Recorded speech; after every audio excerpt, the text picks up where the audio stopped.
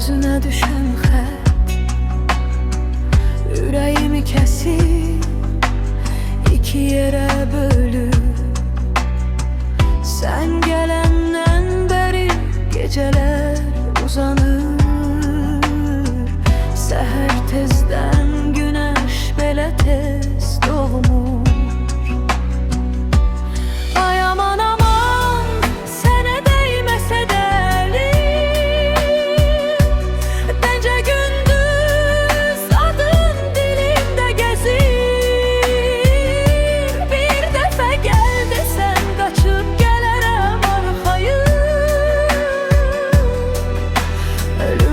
Şirin olar səninlə ay qız.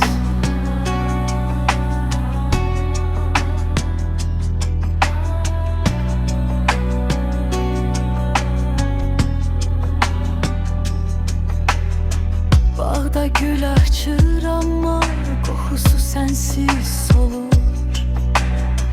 Çay üstündə bu quşu səni axtarır.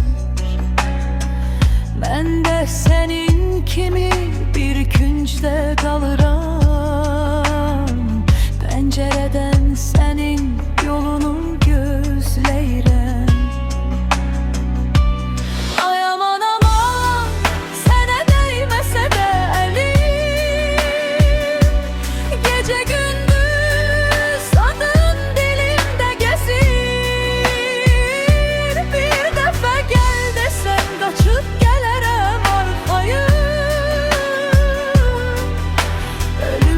şirin olar səninlə ay qız. Son isə sakitləşərək tək sazla Gəl bir dəfə də olsa qapını döy. İçəridə mən varam, ürəyimin hələ də sənin.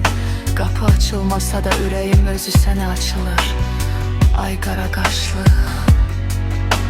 aman, sən hardasan? Ay aman aman, sənə dəyməsə də əlim, gecə gündüz adın dilimdə gəzir.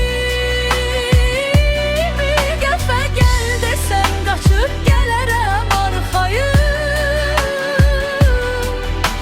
Ölüm belə şirin olar səninlə ay qız.